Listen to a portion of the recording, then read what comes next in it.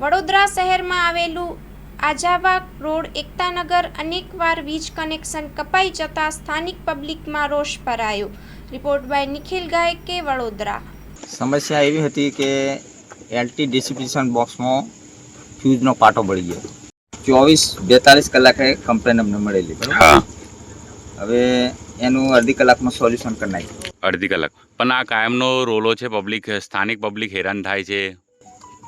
એમાં શું છે સાહેબ, ઉનાળાને લીધે થોડા એમ્પિયર વધી જાય। ઉનાળાના લીધે રાતે અહીં એકતાનગરમાં તો ઝૂંપડપટ્ટી વિસ્તાર છે, એસી તો ચાલતા નથી, હાઈ વોલ્ટેજ તો વીજળી ખેંચતી નથી, બધા ત્યાં પંખા ચાલે છે, લોકો ધાબા પર સુવા જાય છે। હવે એમાં અત્યારે શું છે, અમે એમ્પિયર લઈએ તો ખ્યાલ આવે કેટલા એમ્પિયર જાય છે। તમને અનુભવ નથી? આ બધા એસી વાળા છે?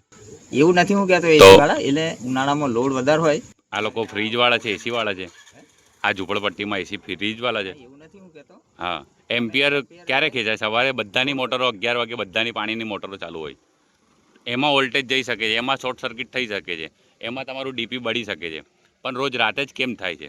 એટલે અમે એમ્પિયરનો લોડ લઈએ તો જ ખ્યાલ આવે। હમણાં તમારા અધિકારીને ફોન કરવામાં આવ્યો, તમારા અધિકારી શું કહે છે કે શોર્ટ સર્કિટ થયું હશે, આ છે, તથા તમારા અધિકારીને બી જાણકારી નથી। બની શકે, એવું બની શકે, કારણ કે ઓવરલોડમાં કદાચ ઘણીવાર ઓવરલોડ રાતે ના હોય। ઓવરલોડ રાતે પંખો સિવાય લાઇટ બાઇટ બધું બંધ હોય, ઓવરલોડ ના હોય, બરાબર છે? એ તમે બી જાણો છો ને અમે બી જાણીએ છીએ। શું કહેવા માંગો છો? કાલે એનું સોલ્યુશન થઈ જશે સાહેબ। શું પ્રોબ્લેમ શું છે? સમસ્યા શું છે? ડિસ્ટ્રીબ્યુશન બોક્સમાં પાટો પડી ગયો હતો।